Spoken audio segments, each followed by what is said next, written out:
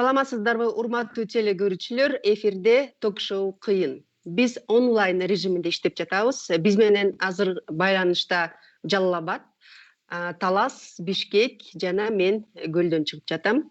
Жалал Абадтан бизге Каниет реабилитациялык борбордун жетекчиси Гүлмайрам Аттакурова, жана Таластан Мунира Норузбаева, жарандык активист, Бишкектен Талайгүл Токтокунова, юрист, жана мен Кайыргүл Урумканова, журналист.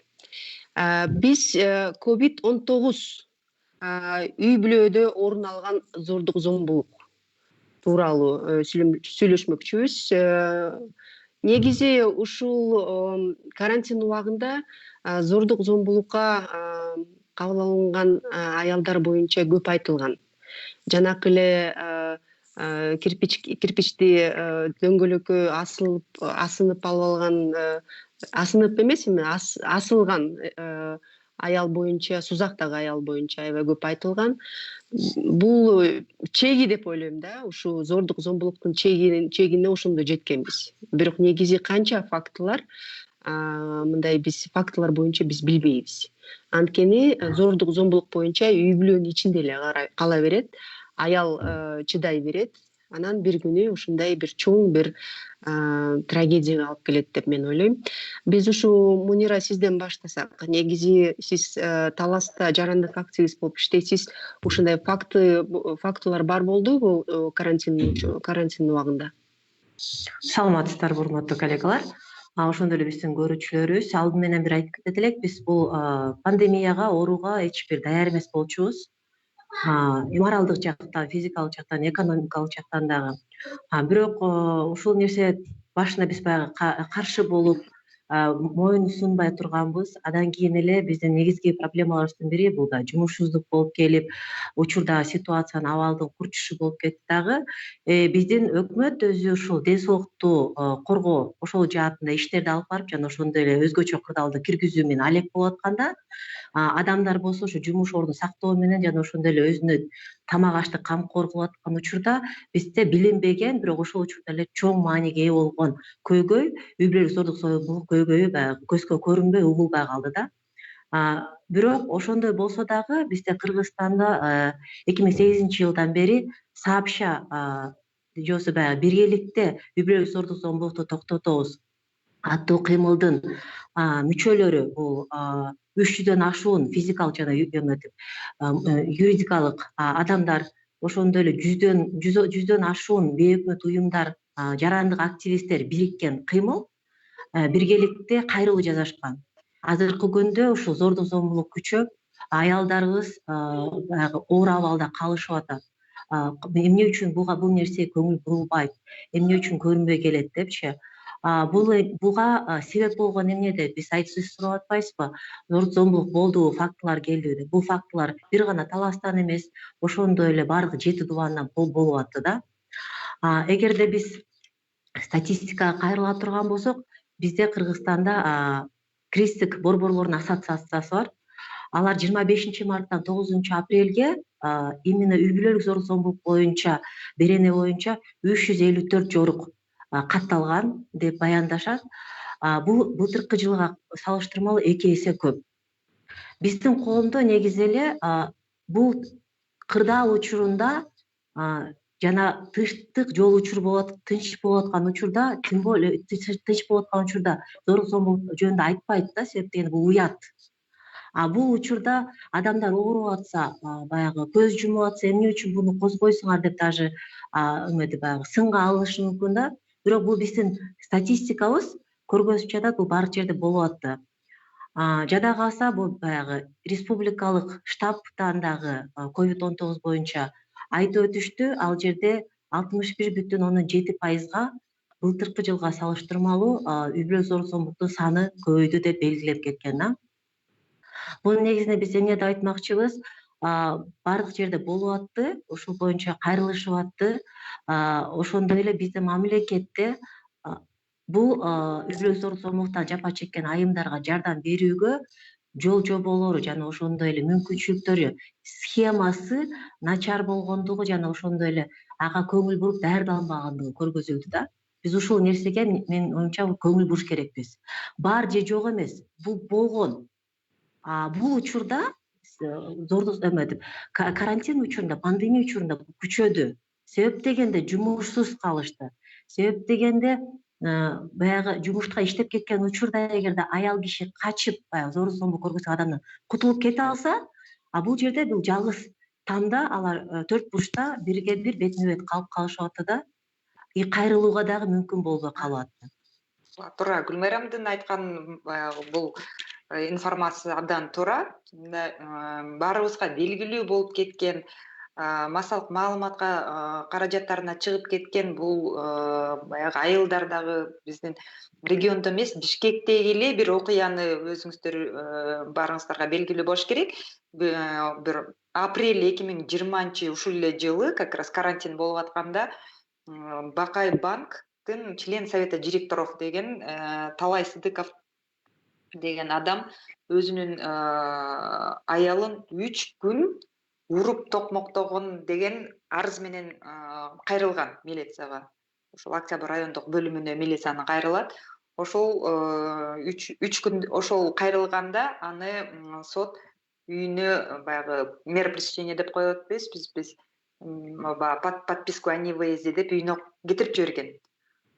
Эми карасаңыздар, биз айтабыз бул деген баягы билбегендик, караңгылык, сабатсыздык, ошондуктан баягы региондордун баягы центринде болбосо дагы айылдарда болуп атат деген бул аксиома болуп калып атат да. Бул туура эмес. Анткени Бишкектин өзүндө ошол килейген банктын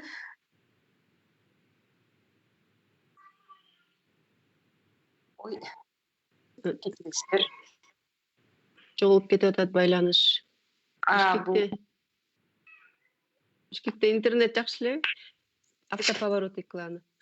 Гүлмайрам, сиз ушу айтып кетсеңиз, негизи кандай деп ойлойсуз ушу Талай Гүлдүн оюн улаганына?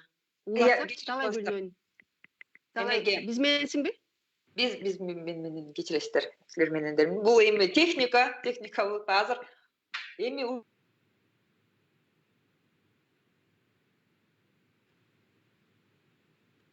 регион деп атып, мына Бишкекте отуруп алып, интернетиңер Гүлмайрам, сиз азыр деген Талай Гүл пока эмени камераны коюп алсын жакшынакай. Сиз айтып кетсеңиз, ушу Талай Гүлдүн оюн улаганда биз айтып атпайбызбы, ушу региондордо караңгылык көрсөтүп, жанагы зомбулукту көрсөткөн ушу мындай биздин эркектер аялдарды сыйлабаган, билбейт бу эмне деген сыйлоо деген эмне деген билбейт, аялын деген негизинде айтып атат да. Бирок деген региондордо эмес Бишкекте болуп аткандан кийин бул демек Кыргызстан негизи өзү кандай зордук зомбулукка мындай жакынбы эркектери биздин зордук зомбулук көрсөткөнгө? Ушундай болуп калдыбы? Рахмат, чоң саламатсыздар баарыңыздар. Негизи бул карантин башында эле жарыяланып, карантин убагында бизде бейөкмөт уюмдарда өзүбүзчө биз сүйлөшкөнбүз, жана башка мамлекеттердин ушул карантин учурундагы үй бүлөлүк зордук зомбулуктун өсүшү же болбосо төмөндөшү боюнча анализ жүргүзүлгөн да. Ошондо бизге айтышкан что башка мамлекеттерде деле карантин учурунда негизи үй бүлөлүк зордук зомбулуктун санынын көбөйүшү бул күтүлүүдө деп айтышканда. Ошондуктан биз кризистик борборлор жана ошондой эле ассоциация кризисных центров, бейөкмөт уюмдар гендердик теңдикти орнотуу багытында иш алып барган негизи баардык эле бейөкмөт уюмдар биз колдон келишибизче ушул багытта мындайча айтканда качественное реагирование жасаганга аракет жасадык.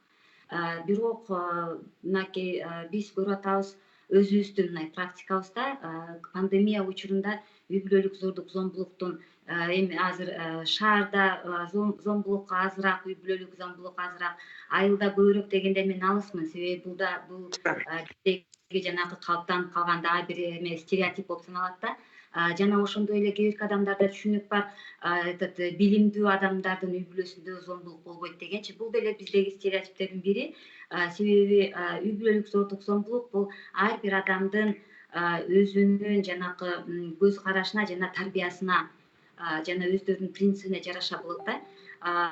Мен айтып кете турган нерсе, пандемия учурунда бизде ошол биздин байкообуз боюнча, себеби бизде реабилитациялык борбор, биз Жалал Абад шаарында жайгашкан менен биз областтын алкагында иш алып барабыз.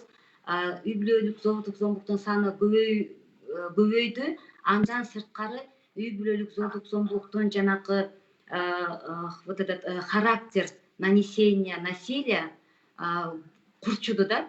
Мындайча айтканда, буга чейин болбогон нерселер өтө, мындайча айтканда, жестокий, мындай мыкаачылык менен ушул үй бүлөлүк зомбулук жүрүп атат. Орун алды.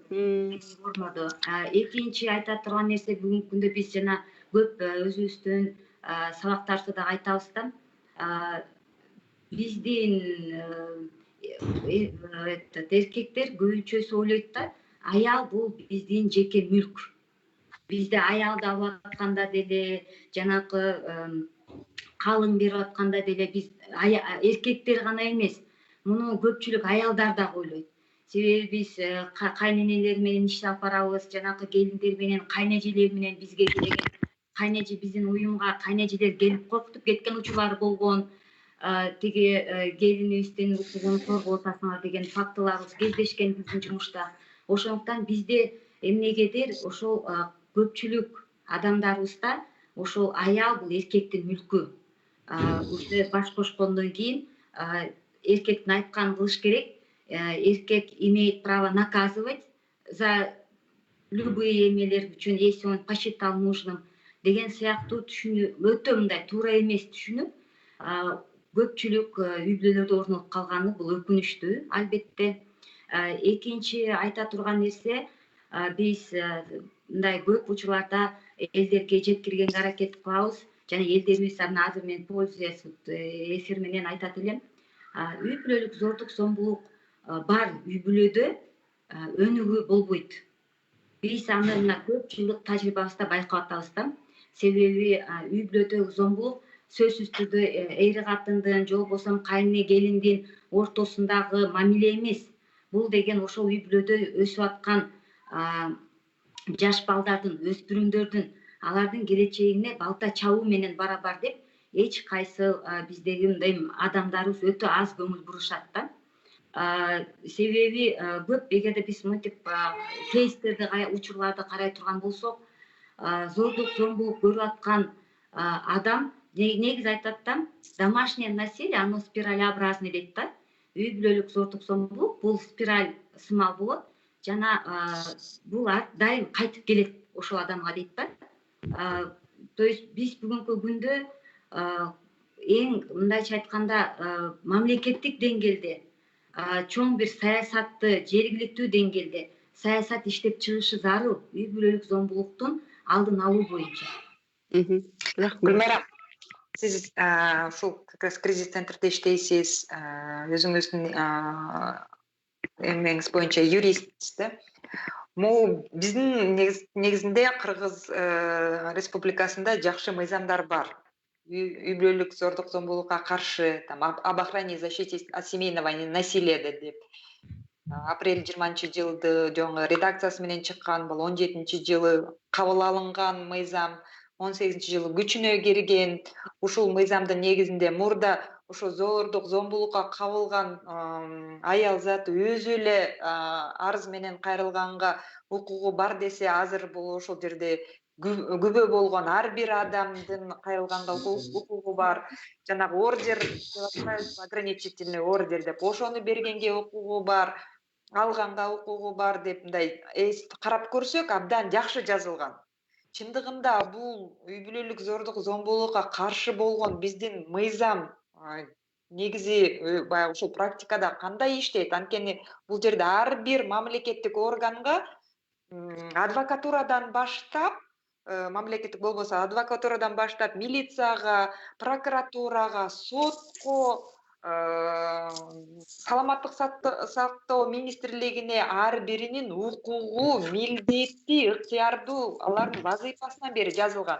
Ушул чындыгында практикада булар иштеп жатабы же канчалык иштебейт? иштебесе эмне дагы кандай шарт түзүп бериш керек? Кандай деп ойлойсуз? Туура айтасыз. Бизде ошол 2018 жылы январь айында бул мыйзам күчкө кирген. Буга чейинки бул мыйзамдын аталышы закон о социальной и правовой защите от насилия в семье деген мыйзам болчу. Көптөгөн бейөкмөт уюмдардын салымынын негизинде жана статистика таянып жана үй бүлөлүк зордук зомбулукту алдын алууда эмнелер жетишпейт деген көптөгөн рекомендациялардын алкагында бул мыйзам жаңы иштетилип чыгып, кошумча менен жаңы кабыл алынды. Эң биринчи кезекте биз эми областтын алкагында иш алып барган үчүн биз биринчи бюджетти карашыбыз керек да. Ар бир мыйзам иштеш үчүн ага деген каражат бөлүнүш керек. Эгерде кайсы бир мыйзамга каражат бөлүнбөсө, ал мыйзам жокко эсе, мындайча айтканда. Эң чоң бүгүнкү күндө кемчилик биз бул деген мамлекеттин алкагында бул системалык кемчилик деп айтат элем да. Себеби биз бүт тиги областтык деңгээлдеги УВДлар менен кызматташып байланышта иш алып барабыз. РОУДлар менен, соцзащиталар менен бизде аябай тыгыз байланыштабыз. Биздин баардыгыбыздын эң биринчи функциябыз ушул үй бүлөлүк зордук зомбулуктун алдын алуу жана жабырлануучулардын укугун коргоо. Демек, бизде азыр көптөгөн мамлекеттик органдарда биз болгону ошол зомбулук болсо ошону фиксировать этип атабыз, документировать этип атабыз. Там ютубка чыкты, там интернетке чыкты и так далее, мондой факты болуптур деген болсо биз аларга түшүндүрүү иштин. То есть үй бүлөлүк зомбулук болгондон кийин биз аны документально статистикага киргизип гана үлгүрүп атабыз да. Эми бүгүнкү күндө как бы огорчительно не было, бирок бул ошондой факты. Демек, бул мыйзамды практикада жакшы иштебейт. Бул популисттик гана мыйзам болгон. Анткени жогорку кеңеште бул мыйзам каралганда биринчиден бюджетке канча каражат бөлүш керек, кандай адамдарга жардам болот деп ушунун баардыгын карап туруп, анан мыйзам күчүнө кирет да. Демек, бул мыйзам чындыгында иштебейт, бул популисттик болуп жатканы турбайбы да? Бул мыйзамга мындан сырткары мен дагы бир айтат деп турган нерсе, жергиликтүү местное самоуправление, жергиликтүү өз алдынча башкаруу органдарынан деле финансирование болуш керек. Бүгүнкү күндө жергиликтүү, эгерде биз себеби бизде көпчүлүк мына Кыргызстаныбыз айыл өкмөттөрдөн турат, шаардан бул аз гана процент. Бизде айыл өкмөттүн деңгээлинде ушул мыйзамдын аткарылышы боюнча саясат жок. Ушул мыйзамды негизи үй бүлөлүк зордук зомбулуктун профилактикасына деп атайын программа жок, иш пландары жок. Жана ошол эгерде даже биз мынакей көптөгөн айыл өкмөттөр менен иш алып барып атабыз, аларды окутуп атабыз, ушул мыйзамдар боюнча иш план түзүңүздөр деп биз жардам берип атабыз. Бирок ошол иш планды түзгөндө деле финансирование карашпайт. Себеби алар бизде финансирование аз дейт. Экинчиден, бизде эч кайсы рычаг жок, милдеттене турган дейт да. Алар туура.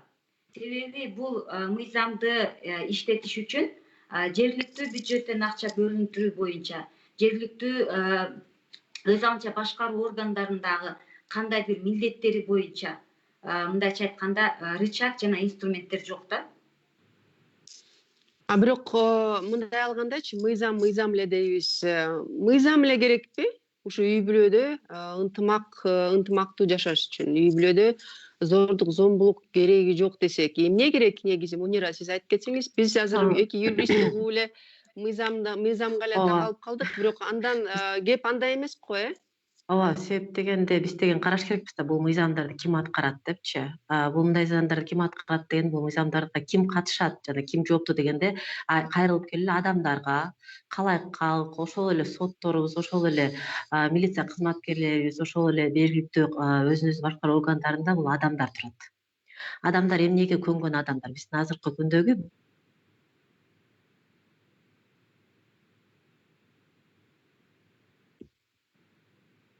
Мунира көрүнүш дейинге угулуп атабы? угуп атат. Жооп Аха. кеттиңиз Бул кичине. нормалдуу көрүнүш деп баягы көңүл буруп калып атат да. Анан кийин биз юридикалык жагын гана мыйзамдык карабастан биз ошого азыркы ситуацияны карасак, эмне үчүн үй бүлөдө зорлук зомбулук пандемия учурунда күчөп атты деген суроо туулат. Азыркы учурда биз ден соолугубузду карап, биз өзүбүз менен баягы эч жакка чыкпай, үйдө эле отуруп деген нерселерге көңүл бурбастан биз эмне үй бүлө зорлук зомбулук пайда болуп атпайбы? Бул баягы тарбиядан кайрылып келет. Биз балдарды кантип тарбиялайбыз, эле эркекти кантип тарбиялайбыз? Мынакей эгерде мен кайра эле статистикага келип кайрылам, себеп дегенде ушул пандемия учурунда гендердик анализ жүргүзүлгөн. COVID-19 аялдарга жана эркектерге карата болгон таасири деген. Ошол жерден сурамжылоодо болгон адамдардын жооп бергенде, эркектер жана аялдар жооп бергенде, анын 1/3 бөлүгү аялдар биз кайрылбайбыз, адвокаттык жардам көрсөтүүгө жана башкага деп айткан да. Экинчиси, дагы бир неме мисал келтирсек, канча убакытка айымдардын иш жүргүзүүсү үйдөгү күчөдү. 68%. Бул үйдү жыйнаганга, 58%га тамак ашты бергенге, дагы 48, 50дөн ашык пайыз балдар менен иш алып барганга. То есть получается бизде үй бүлөлүк жумуштарды, домашний жана неоплачиваемый трудда в основном аял кишилер жүрүп атат да. Жана эркек кишилерибиз болсо, алар болсо айтышып атат 35% баягы үйдөгү продукт алып келгенге убактысы күчөдү депчи. То есть биз даже ролдордун бөлүштүрүлүүсүн караш керекпиз да. Ошол нерселердин баары акырындап келе отуруп, адамдардын кабыл алуусуна түрткү берет да. Кантип биз терс кабыл алабызбы же нормалдуу көрүнүш кабыл алабыз депчи. Бунун баардыгы айланып келип, үй бүлө зорлук зомбулуктарды баягы бул аял заттын башына берилген үй бүлөдөгү проблеманы эчке чыгарбаш керекпиз, жана башка деп баягы кыздарга карата болгон тарбиянын дагы түрткүсү жана терс таасири деп мен айтып кетмекчимин да. Ошол себептен бул жерде көптөгөн окууларды жүргүзүп, биз ушул информациялык кампанияларды, жолугушууларды, мына ошого окшогон берүүлөрдү күчөтө бериш керекпиз. Себеп дегенде биз эң аягында калкты дагы ошол эле ишти алып барган органдарды, чечим кабыл алуу органдарды, бул нерсе нормалдуу эмес. Бул нерсе коомдо болбой турган көрүнүш катарында ошол оюн өзгөртүүгө алып келиш керекпиз да. Пока биз ошол нерсени өзгөртмөйүнчө, бул нерсе мыйзам да иштебейт, калк дагы баягы заявлениясын жазбайт, бирөөнүн үйүнө кийлигишпейм деп. Өзгөртүүгө болбой калат да. Дилбайрам, сиз айтып аткан сөз туура. Катя, сиз көл жака кетип атат окшойсуз. Сизди көрбөй калдык. Жарымыңыз эле көрүнүп атат. Жок, мен отурам. Жок, Эфирде эле вообще көрүнбөй атат. Көлдө туруп көл жака кетип атат окшойсуз. Жок, жакшы эле отурам. Чындыгында да ар бир мыйзам алып барган бул адам. Мунер адамдар да. Анан азыр биз жана ушул ток-шоунун башында Катя айтып кетпедиби, жанагы Сузакская мученица деген ат болуп калды го. Ошону дагы азыр баягы соц тармактарды карап көрсөк, заявлениясын алып алды. Анан өзү элге кайрылып атат. Кечирип коюңуздар, мен жолдошумду кечирдим, ал эч качан мени урган эмес. Мен өзүм күнөөлүүмүн. 3 күнгө уруксат берсе, мен 4 күнгө кетип калдым. Аны мен эжеме эле көрсөткөн видео болчу, аны башкага таратып жиберген деп, ошол таратып жиберген адамга аябай жаман көрүү сезимин билдирип элге айтып атат да. Ошондо баягы соц тармактагы адамдар экиге бөлүнүп атат. Биринчиси айтат, жок, буга жардам бериш керек, байкуш чындыгында баягы караңгы экен. Караңгы дейин десең, бул медицина тармагында иштеген врач экен да, с высшим образованием десек болот. Анан экинчилер айтып атат, сопуптур, ушундай аялдарга жардам берген эмне кереги бар? Ушинтип жаның күйүп, анын жөнүндө жазып атсаң, бул күйөөсүн эмеге соттоп кетпесин деп атат дейт. Үчүнчүлөр да айтып атат, анан эмне кылат байкуш? Анан ажырашып жерде жалгыз калмак беле, баласы бар. Кыргыз деген баягы чырды чындыгында эчке чыгарбай, үйдө кармаш керек депчи. Анан ушундай жагдайларда сиз өзүңүз кандай деп ойлойсуз? Кантип жардам берсе болот ушундай айымдарга, ушундай чоң чыр болуп, мамлекеттик эмеге чейин көтөрүлгөндөн кийин ал кайра мындай терс көрүнүш болуп калып атат кээ бирлерге. Көбүнчөсү баягы эркектер айтат, көрдүңөрбү? Өзү эле заявлениясын алып алды, мындайга жардамдын кереги жок. Сонун жашап атабыз, күйөөсү урган эмес, бир эле жолу уруп койду, эчтеке болбойт деп. Мындай көрүнүштөр буга чейин болуп келген. Мисалы үчүн Бурулайдын өлүмүн карай турган болсок, айтылды калып калып атты дегендечи, бул Сузактагы ситуация да ошондой болуп, биз эми бул күтүлүүчү нерсе болчу да, биздин менталитет менен көнүп калган баягы айымдардын алган орду менен заявление алынат деген нерсе жанагы предсказуемо деп айтабыз го, ошондой нерсе болгон да. Тем более болуп аткан ситуация мененчи. Буну кантип алдын аласы болот деп, бул менин жеке оюм. Прецеденттер болуш керек, катуу. Баягы сиз айтып аткандай, буга чейин жана Бакай банк дедиңиз, эгер мен адашпасам. Мына ошол ситуацияга окшогондой, именно бизде виктимизация деген бар да, адам ушу зор зомбулук жапа чеккен адамды өзү күнөөлүү дегенчи. Биз ошону токтотуш керекпиз эл менен иштегенде. Мынакей буга чейин жогоруда сиз келтирген мисалда жумуштан алып салды. Ошол акылдуу, билимдүү, акчалуу деген кишиничи. Эң жакшы именно схема бул жерде аткарылган адамдар бул ошол жумуштун берип аткан адамдар. Аларга ушундай мамилени көргөзсө да, то что биз буну эч качан мы не будем терпеть такого работника, который не только жумушунда жакшы иштей берсин, бирок үй бүлөсүндө эгерде поведениясы, кылган нерсеси, принциптери туура келбесе, биз аны жумушка кармабайбыз дегенчи. Бул аябай жакшы прецедент да. Бул аябай жакшы көрүнүш, себеп дегенде эч бир адам антип уят болгусу келбейт.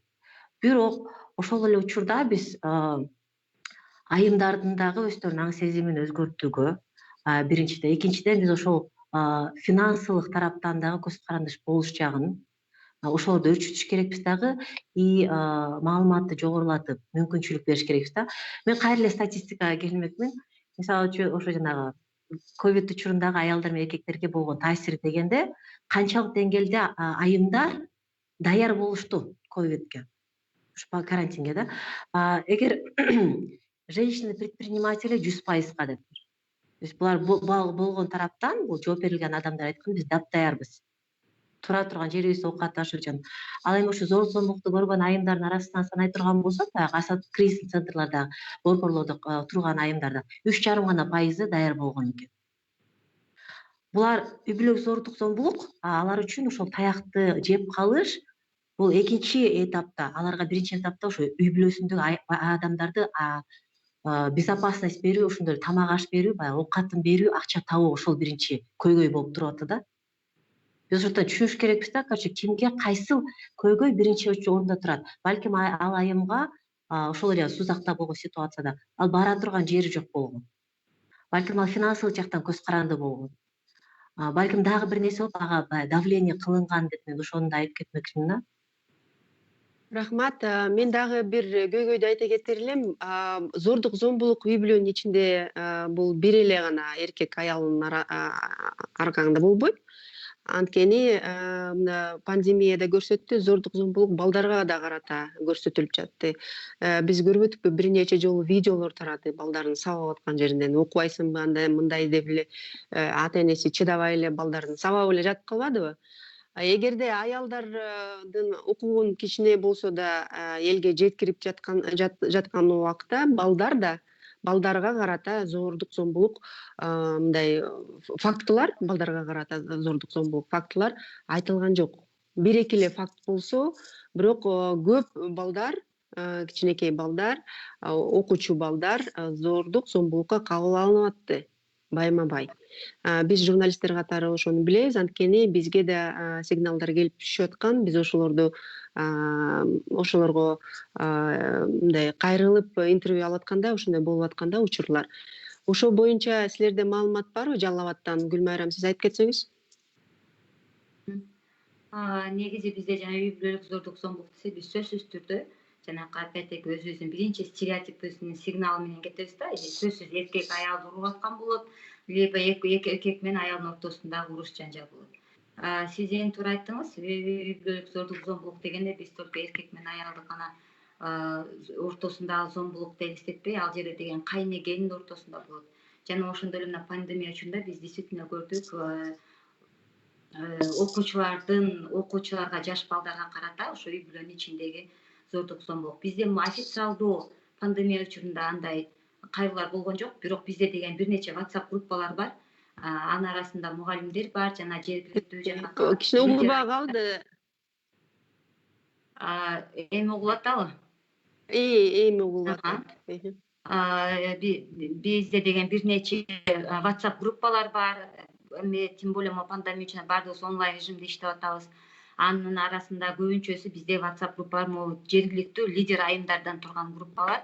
Ошол жерде биз байкадык да, что пандемия учурунда аялдарга жана Мунир айткандай аял баардык бош убактысын үйдүн жумуштарына кетирген аз келгенсе, плюс еще мугалимдик функциядагы аялда жатып калды да.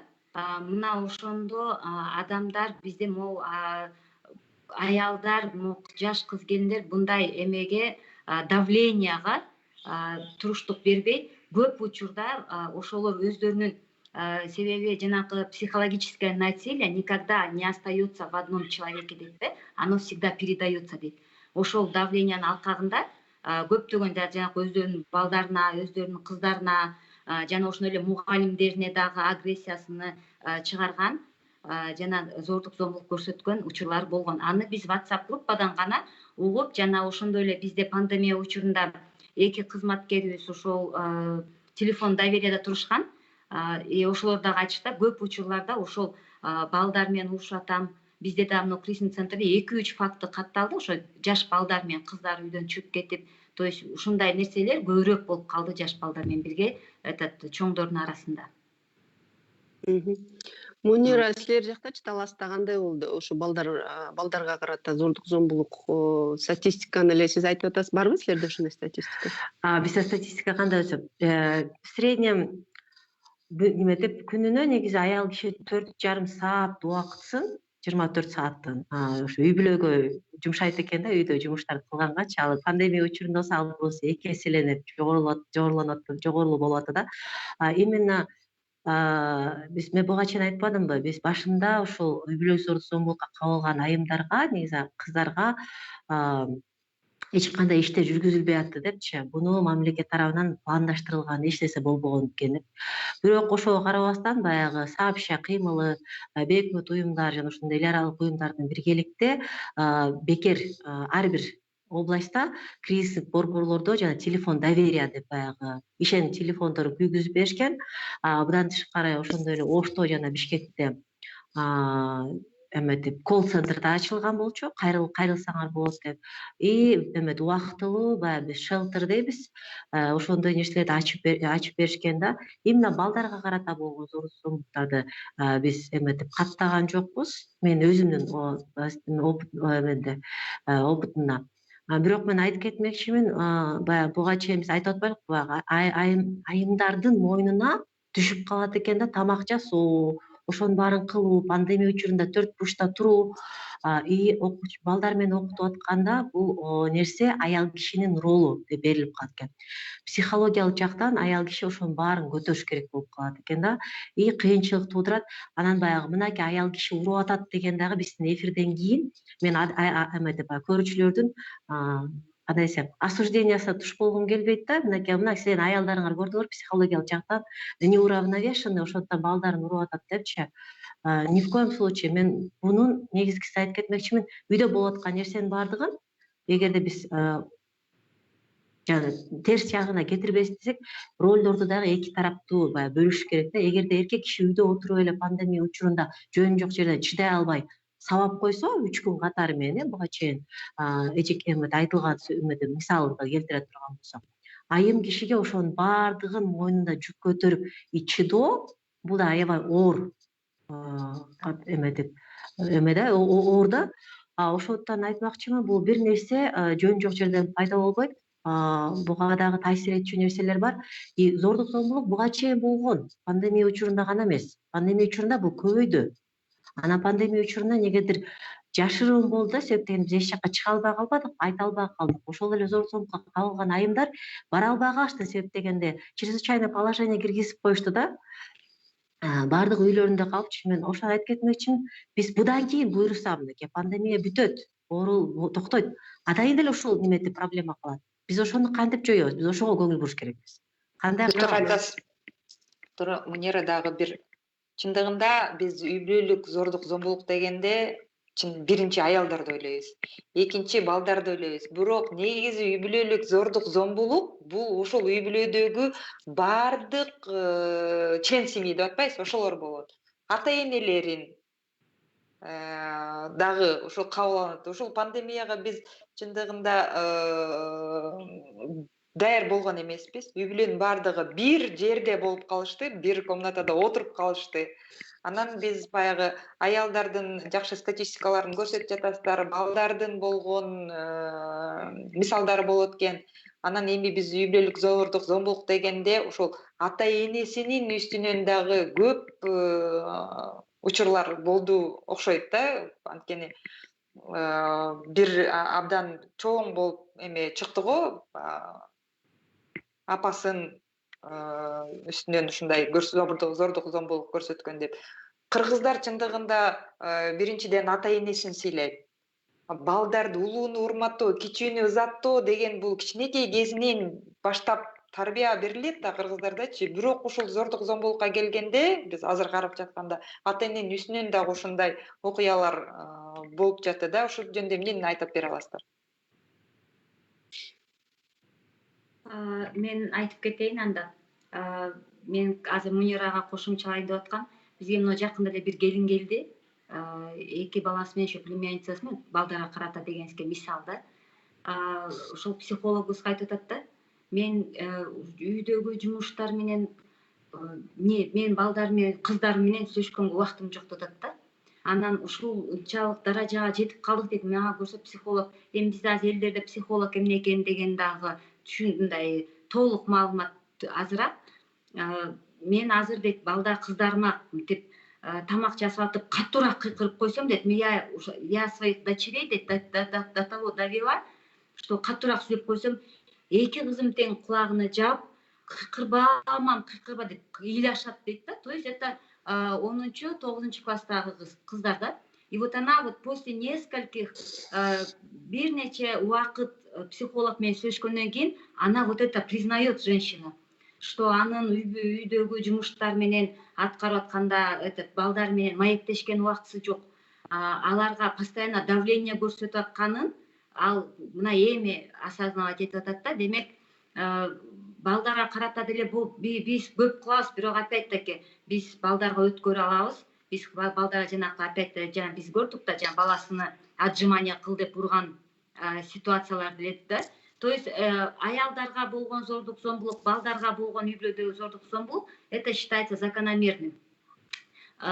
Мен баланы жаман болсун деген жокмун. Опять-таки мен аялымды урап атсам, мен аялымды жаман болсун деген жокмун. То же самое жана кыз алагачуу. Вы, наверное, помните, когда кыз алагачууну бейөкмөт уюмдар ушундай көтөрүп чыгып, ага ужесточение, санкция киргизет дегенде, мен эмне теги малга теңейсиңер, мен деген аны мен түбөлүктүү жашайм деп алып качып атам дегендей болду да.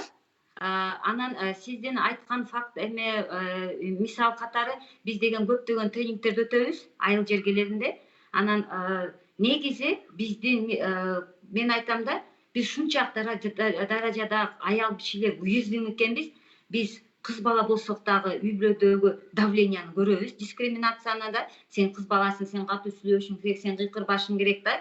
То есть всегда должна быть послушной, күлүшүң керек, жайнашың керек и должна исполнителем быть деп. Биз кыз малыбыз да. Турмушка чыккандан кийин опять-таки биз күйөөбүздүн собственностьбиз. Биз деген бар жок, бизге эч ким жардам бербеш керек. Жада калса жолдошу жана Мунир айткандай баланы тарбиялоодо, үй жумушун аткарууда. Андан кийин карыганда мисалы биздин тренингтерде мен көптөгөн бизде жана атайын упражнениялар бар. Глубинка из глубинских сел эжелер, активист эжелер, лидер эжелерден жана упражненияда атайын упражненияларыбыз бар. Жазышат да. Мына элементарно бир окуя. Менин 2 балам бар. Мен деген ушул садикте иштейм, өмүр бою садикте иштеген, бала бакчада балдарым, жолдошум эрте каза болуп, балдарымды өзүм тарбияладым. Бирок мен чоң балдарым Россияда.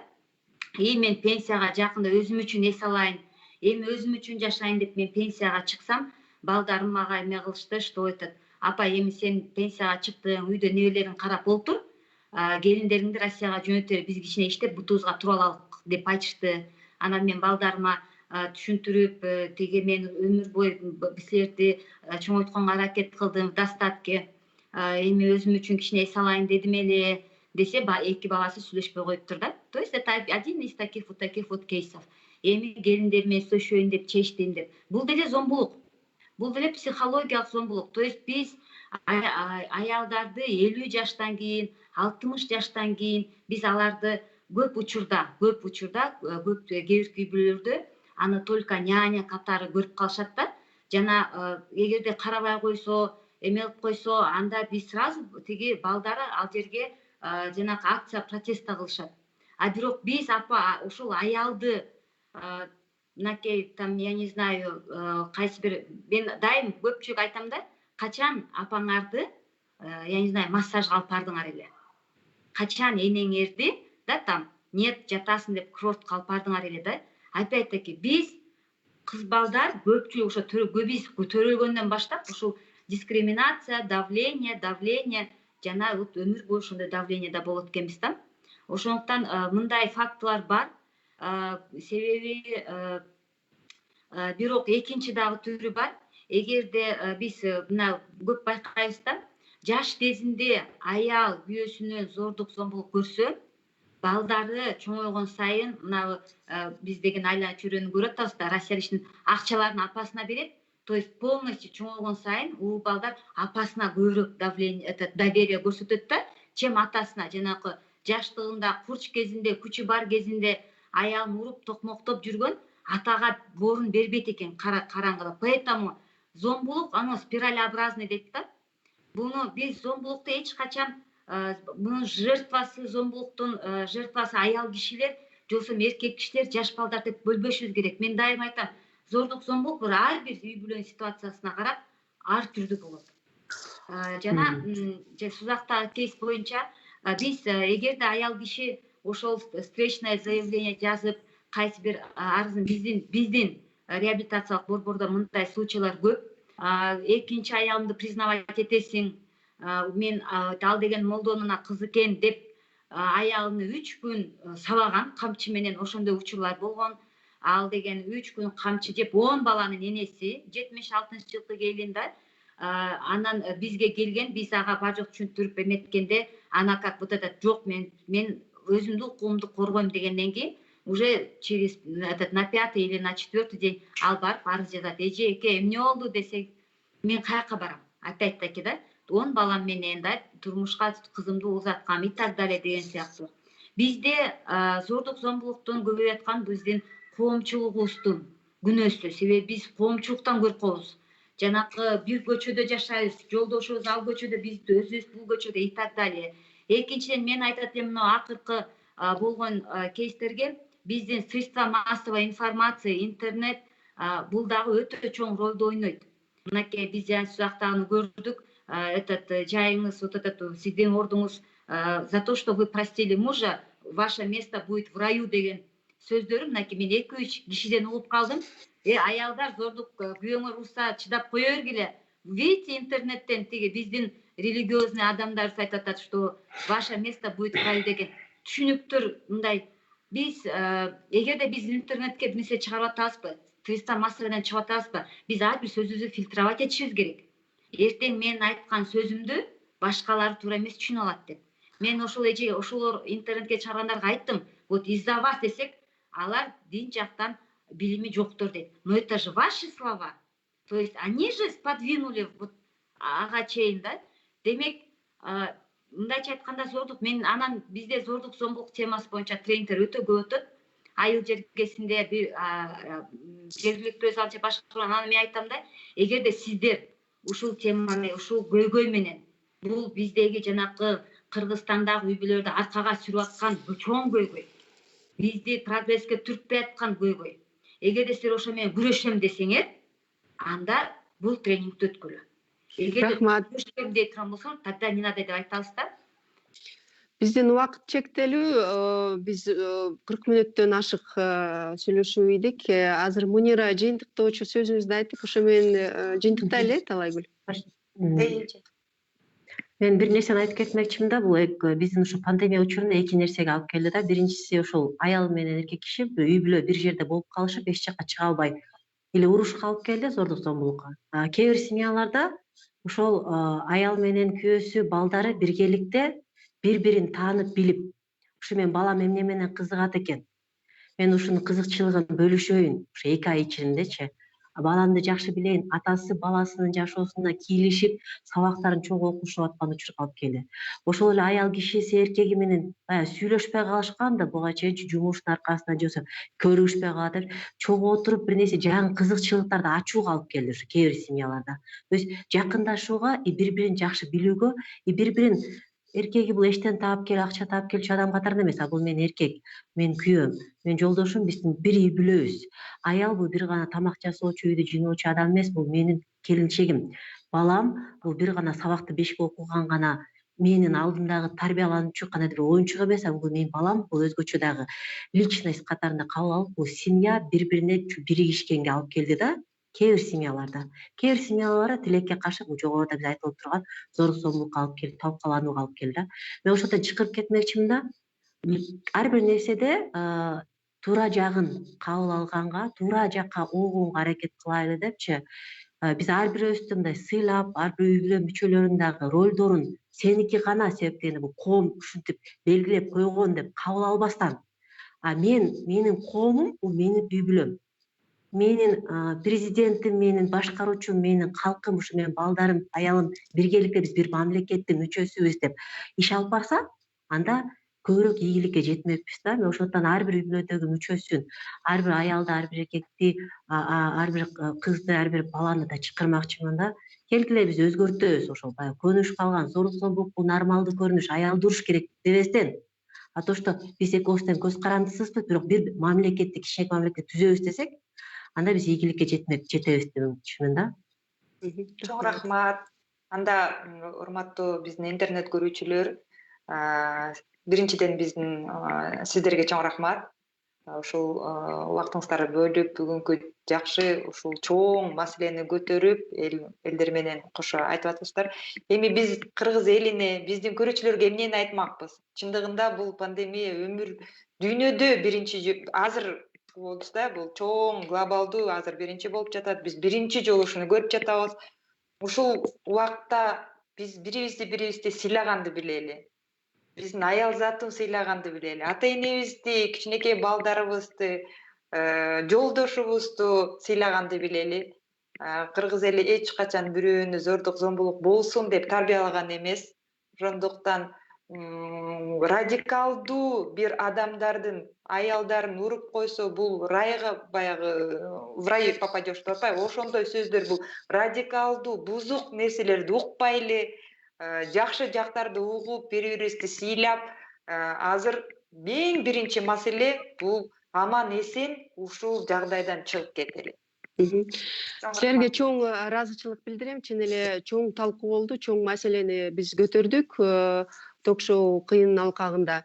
Мен ойлойм, бул маселе дагы деле курч бойдон турат. Анткени зордук зомбулук биз айтып атабыз, айтпасак да бул боло берет. И бул ушу биздин эң негизги биздин ушу туубузду көтөргөн эркектерден, ушу биздин мамлекетти коргогон эркектерден гана көзү каранды. Анткени биз аял болсок да, биз эркектерди карап отурабыз да, биздин эркектер качан бизди көтөрөт, качан бизди колдойт деп. Ошондуктан мен ушу эркектерге да кайрылып кетет элем. Биздин кыргыз жигиттер эч качан аялдарга кол көтөрбөйт.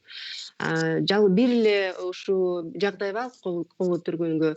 Бул мындай алсыз эркектер болобу, алсыздыктан кол көтөрүшү мүмкүн. Бирок биздин кыргыз, негизи нукура кыргыз жигиттерибиз андайга барбайт. Мен силердин айткан сөздөрүңө баарына кошулам. Анткени эгерде үй бүлө бактылуу болсо, анда өлкө да өнүгөт. Эгерде биз өлкөбүздү өнүктүрөлү десек, анда чын эле ушу Таалайгүл айткандай бири бирибизди сыйлаганга аракет жасайлы. Болбосо да аракет жасайлы. Анткени биздин келечек ушу биздин колубузда деп мен ойлойм. Силердин баарыңарга биздин ушу ток-шоу кыйынга катышып бергениңерге чоң ыраазычылык билдирем. Биз менен ушу аралыкта иштеген Таалайгүл Токтокунова чоң рахмат. Бишкектен иштеп атат. Мунира Нурузбаева Таластан жарандык активист биз менен байланышка чыкты. Чоң чоң рахмат. Ошондой эле Жалал Абадтан Гүлмайрам Аттакурова, силерге да чоң ыраазычылык билдирем. Аман эсен болуңуздар, баардыгы жакшы болсун, ошо апаттан аман эсен башыбыз чыгып кетсин. Урматтуу теле көрүүчүлөр, сиздер менен ток-шоу кыйын болду. Саламатта калыңыздар. Жаш турасыздар.